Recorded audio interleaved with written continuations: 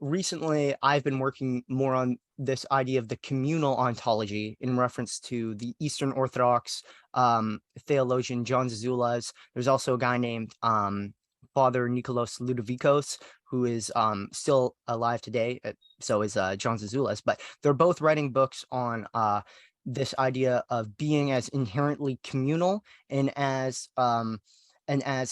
by implication, self-relation would be non-being, and then the essence of self-relation is sin, because I mean the most basic the primordial sin in Christianity would be pride, which is, you can define it in many ways, but love of self. So would you say that Hegel is the ultimate philosopher of self-relation? Because when we're thinking this way of understanding the phenomenology of spirit as essentially recognizing everything that was already there was already spirit in a way. So yeah, would you say that Hegel is really the ultimate philosopher of self-relation? And just to close the point off, for me, I think one of the problems with Western philosophy from the get-go, from at least Plato, is thinking in terms of self-relation. So if Hegel really is the ultimate philosopher of self-relation, he would be the culmination of the Western tradition, and therefore, in a sense, someone I would want to look into rereading in some way. So what do you think? It's a really great question. I think you can find parallels with this idea in Zizek's interpretation of Hegel, for example. In the 2006 book, The Parallax View, Zizek noted that the experience of hard drugs, for example, is something which actually goes beyond the symbolic order. You just go straight for the real of pleasure. And he says the only true hedonists today are drug addicts like that, and also, ironically enough, smokers, because he noted that you get more grief from smoking in public than at this point than you do even for dabbling in soft drugs. He had the humorous story that one of his friends was a professor in a fancy neighborhood in Los Angeles. He said, "No, I don't want anyone smoking outside. It'll lower the property values, but I can offer you some hard drugs or some soft drugs in here." Okay, so the idea is, if you're a true hedonist, if you're a smoker even, because you're going beyond the symbolic order straight for the real.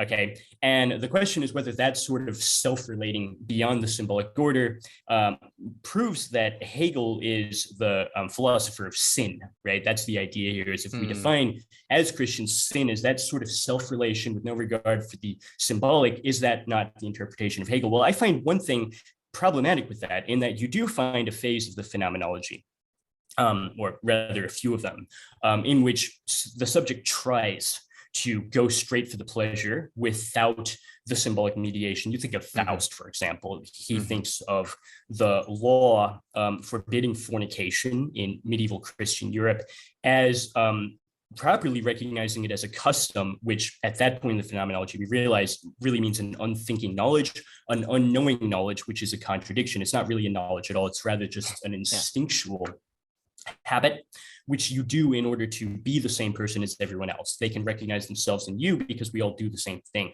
Psychologists call this socialization. If take it too far, then that's over-socialization in the Kaczynskian sense. So Faust is smart enough to realize that custom is an unknowing knowledge.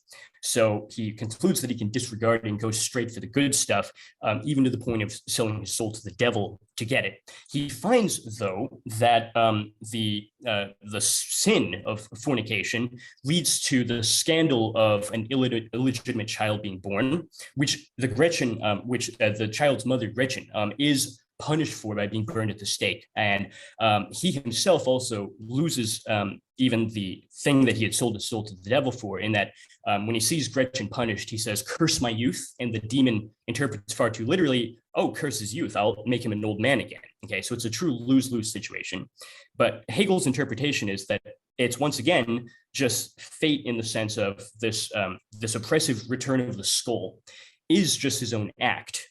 It's simply his own self that's been alienated away. And it's quite fitting that the skull would have that meaning, because the skull is really just us. That's, a purified image of humanity, but it's seen as the exact opposite because we have this alienation. So you have these parts of the phenomenology where you go straight for the real of the pleasure without the symbolic, and you find something disrupted But that something is actually just me. Once again, the skull is always that part of my own action that is turned into something I don't recognize. So the idea of Hegel having this simple self-relation, you find as early as the fourth section, when self-consciousness becomes life, it's absorbed in purely instinctual pursuits of things like food and also sexual reproduction.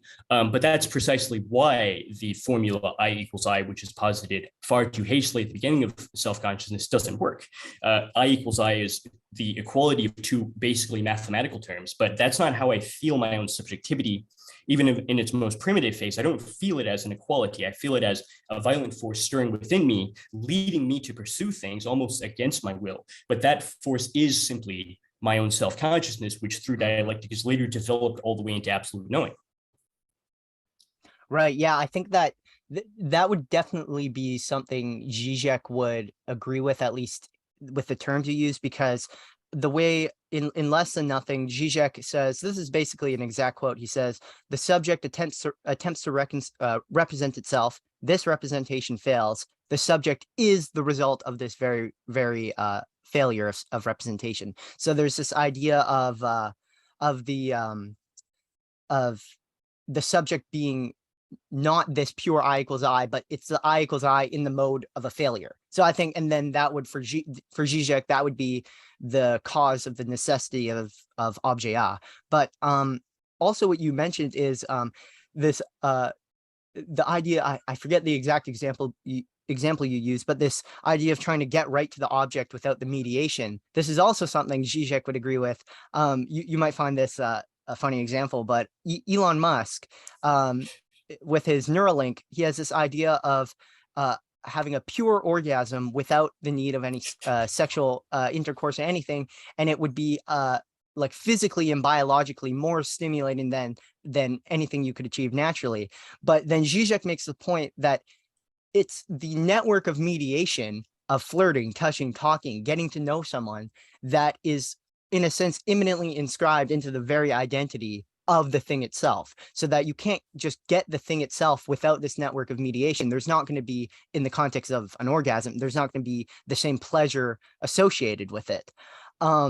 So yeah, those are just two examples I think align with what you're saying.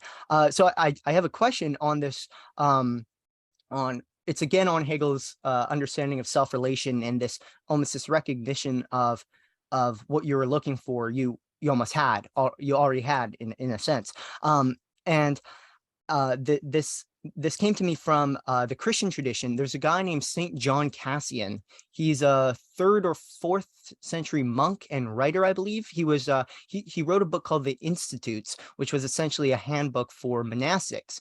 And in it, he describes the 7, I believe it was 7 for him, 7 deadly sins. And you move from, I believe the first one was gluttony, and then you move down to the final sin you have to get rid of is pride. And to me, when you actually look at the order he put it in, going from gluttony, and then it's something like anger, but you have greed in there. So you have all of these things. And to me, I see a similar Hegelian logic there, where you're literally moving from, like in gluttony, the object of your sin, what is causing your sin is food, right? Or in anger, what is causing your sin is the other person. But when you come to pride, I think the way this could fit so well in with the Christian tradition is that not only is pride this moment where you recognize that really the problem here is me, and then you have this giving yourself over to God, but it's that, in a sense, all of these other sins, and I think this is sort of the Christian understanding, all of these other sins are, their source is pride. And so yeah, I think it's a very Hegelian idea that you move from something like gluttony, where the object of desire and the cause of your sin is completely external and something you consume, to your very self. And this is just, to me, a perfect example of genuine philosophical insights in the Christian tradition, much before obviously someone like Hegel and Western modern philosophy in general. So do you have any comments on that? One thing which is interesting about the biography of Hegel is that he did study at seminary. This is something you also find with Heidegger.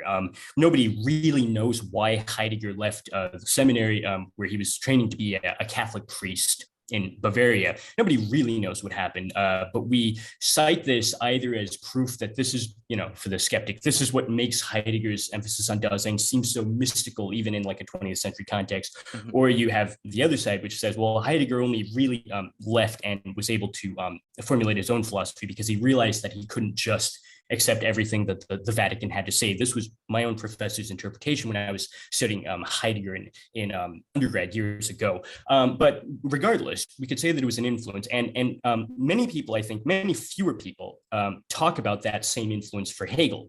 Hegel was somebody who, growing up in the 18th century, was somebody whose parents, when they noticed his gift for learning, concluded that he had a future career in the church, right? The Lutheran church as a pastor, right? So he did study at the seminary, and we often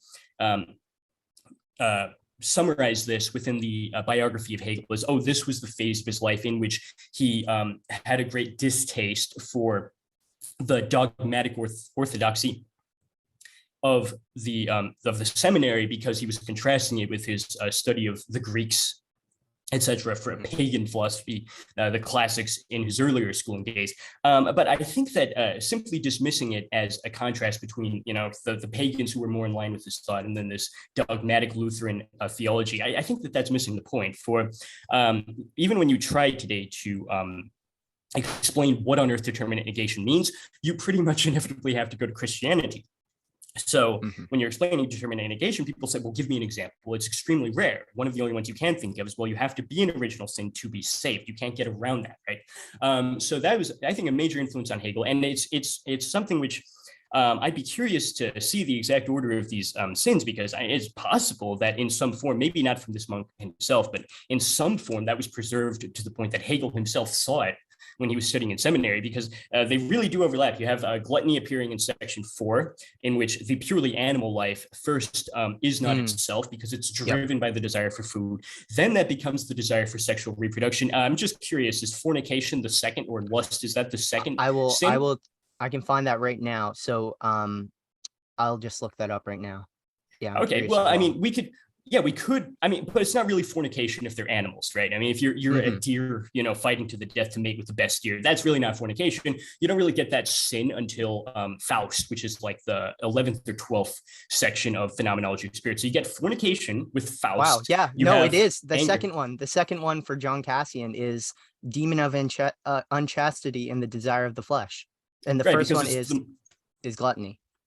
Right, because they're the most bodily desires. You desire food first, then you desire sex, and you have to become more and more rational to get to the point of pride, because even a literally brainless parasite, the parasites which exist in the guts of pigs, they're literally brainless because they don't need them. Parasites within nature simplify. All they really need is the ability to feed from what's in the host and the ability to reproduce. They have some reproductive organs. So even parasites already have these two desires. You have to become more and more rational. So as the phenomenology goes on, you get greed really appearing within the 26th section, because the king is flattered into the position above all the others through the language of the nobles, in which he can ironically only attain that high status through passing through the full alienation of symbolic order. This is really where you find the symbolic order that Zizek talks about, which is why I'm so surprised that Zizek doesn't talk more about this section in particular. But at any rate, you have this flattery, but it's not disinterested, because the irony of that section is the king gains his power through flattery, but he loses it through flattery because he has to pay them back in gold. And you have the retreat into Pascal's faith and beyond of heaven, precisely when Rameau's nephew in the text by Diderot reveals that there's nothing underlying the system of cultural achievements of France except the pathological desire to use language in the manner of like the sophist in Plato, to use language to get gold. Okay, and that collapses the French social order. So we have the sin of avarice there, and that's the third. That's the third for John Cassian. It goes gluttony, Lust, avarice.